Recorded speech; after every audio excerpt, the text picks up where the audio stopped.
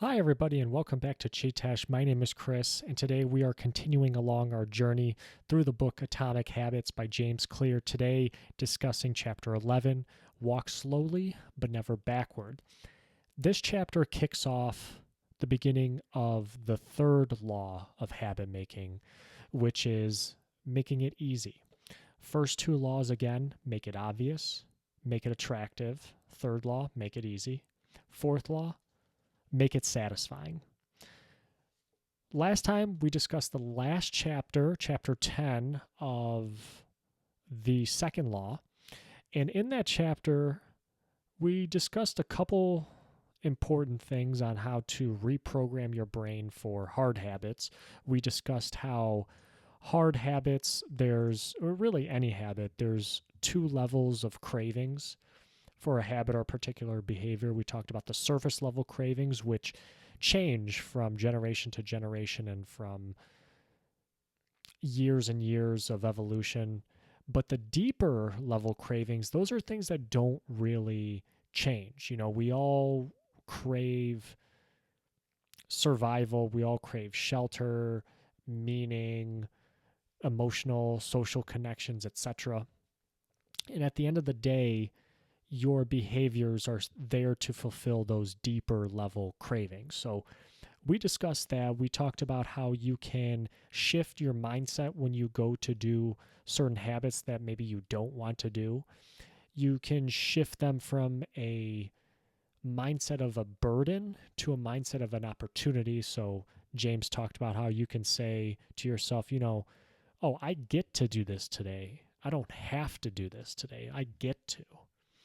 We also talked about performing motivation rituals. So these little practices that you can do right before a very hard habit that puts you in a more relaxed, more positive state. So whether that's rehearsing a mantra, or maybe it's a breathing technique, etc., or maybe it's telling a couple of funny jokes and goofing around.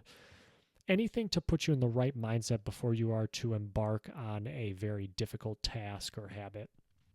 So that was last time. Today, again, we're going to be discussing, in the next several chapters, we're going to be discussing how to make habits easy.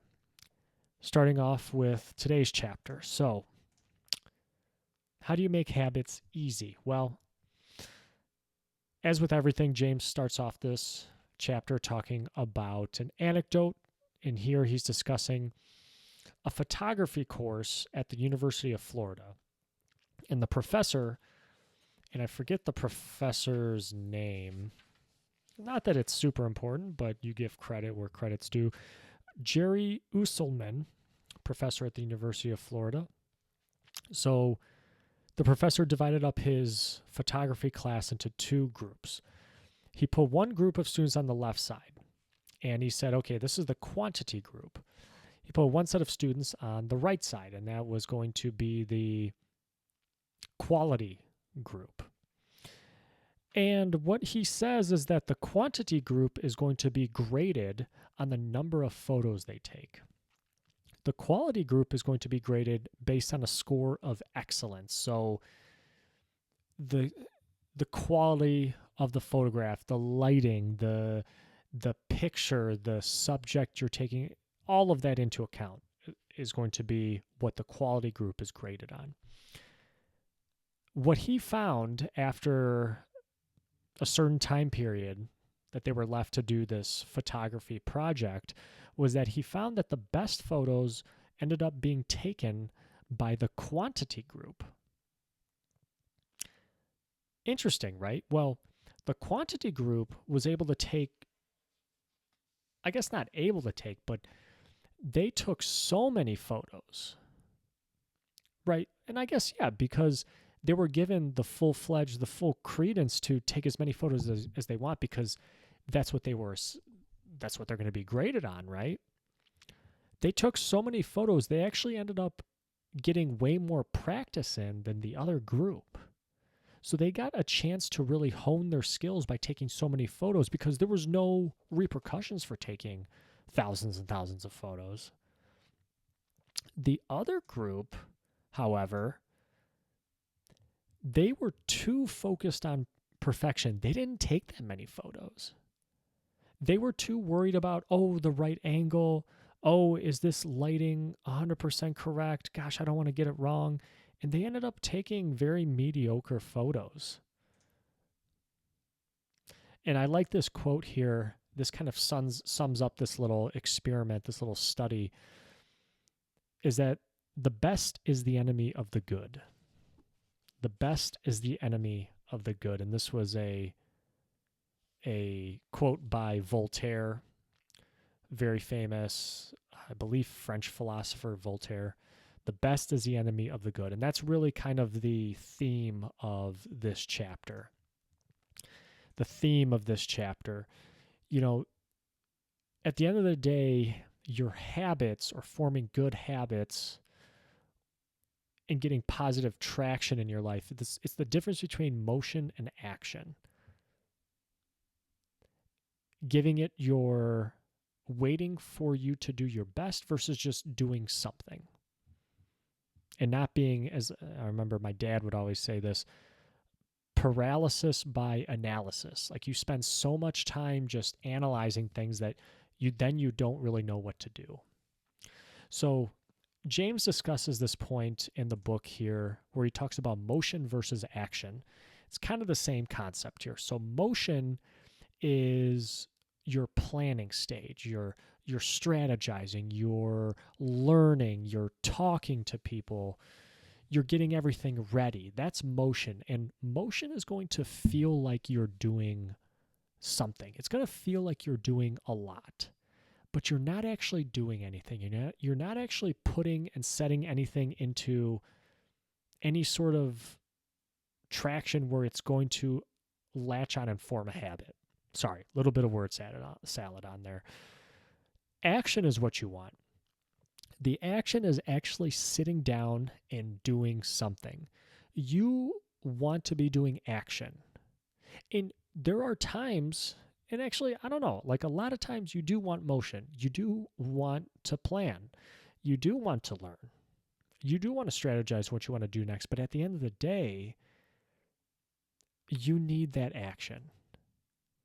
You need the action in order for habits to set in, and then they can become automatic, and then you can start to enjoy them, and then you repeat them, and then all of a sudden momentum takes over and you're a completely changed person. Or you're finally doing super, super well in school, or you finally have lost 20 pounds, etc. Because, yeah, you can plan, okay, this is my meals for this week. This is what the workouts I'm going to do this week. But if you don't actually do them, then what are you doing? Again, more bullet points here. Preparation can become procrastination. That is a form of procrastination. If you're not careful, it can slowly bleed into that. So don't just plan. Practice. Practice, practice. So how long does it actually take to form a new habit? Well, James defines habit formation as behaviors becoming more automatic through repetition. So the question that we ask here at the beginning of the slide, it's not like an oxymoron, or maybe more so like a paradox. But I guess at the end of the day, it depends, right? So James goes on to talk about how you need neuronal connections in your brain to form when you start to take on a new habit, or rather, that's what's happening on the micro level.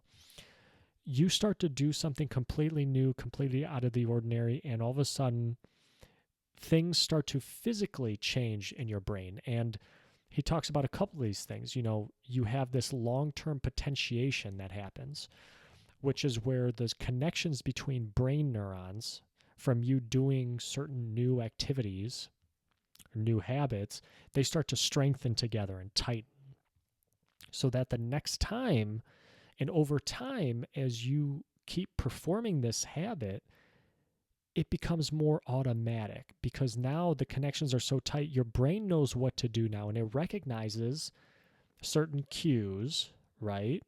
Going back to the first law of habit formation, and it can just click run. And we've talked about this before. We've talked about this with Winning in Mind, the subconscious mind. This is where the subconscious mind takes over This is what Lanny Basham talked about when you practice so much that it should be easy when you go out in competition. So Hebb's law, this is is it Hebb? Yeah. Yeah, Dr. Donald Hebb. In 1949, he's got this quote where he says, neurons that fire together wire together. So the more you do something, the strength the connection, and the better you're going to get at it. So how long does it take to actually form a new habit? I guess actually we're going to answer this on the next upcoming slide. But to drive this point home further, when you repeat habits, like I said before, it results in physical changes in your brain. And James gives a few examples of how, the cerebellum in musicians is bigger than in non-musicians, or there's more gray matter in certain spots of the brain in mathematicians, or how the hippocampus in taxi drivers, because the hippocampus is for like spatial memory, I think is what he was saying. Taxi drivers are driving around all the place. They got to know where to go, right? The hippocampus is actually bigger in taxi drivers than regular folks, and they actually found that the hippocampus decreases in size when a taxi driver retires. So it's kind of like a muscle. It's kind of like you either use it or you lose it kind of thing.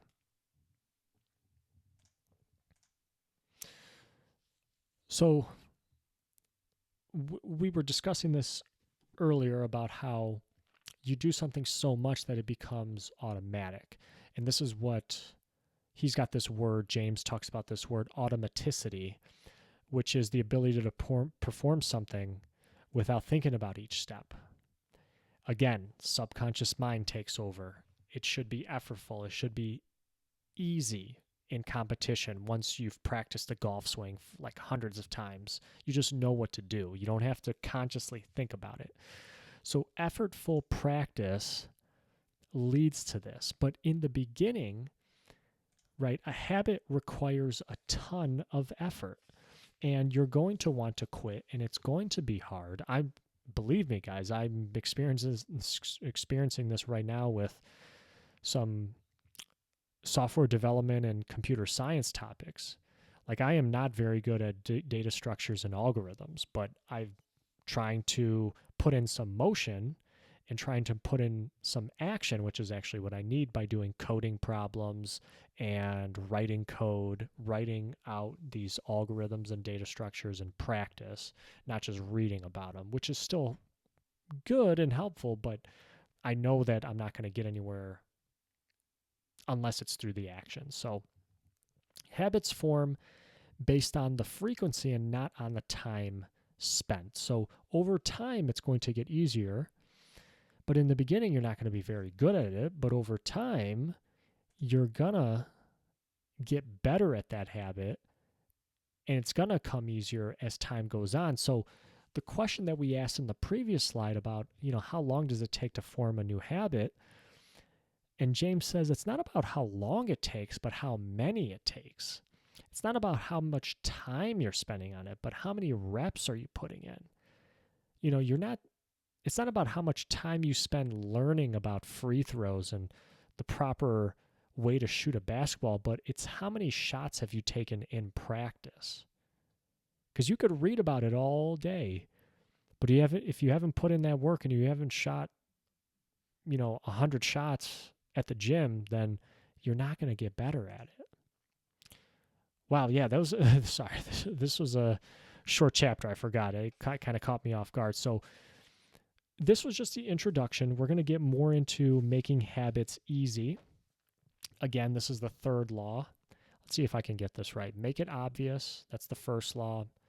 Make it attractive. Make it easy. Make it satisfying. Yep, those are the 4 laws of habit making. So again, just the introduction, but a couple important things that we've learned in this chapter so far is that practice is better than planning, action is greater than motion. Yes, you need to plan, you need to strategize, but until you put things in action, you're not going to get better at things. And I get it. It's going to be frustrating in the beginning because you're not very good at that particular habit, but it's the necessary evil.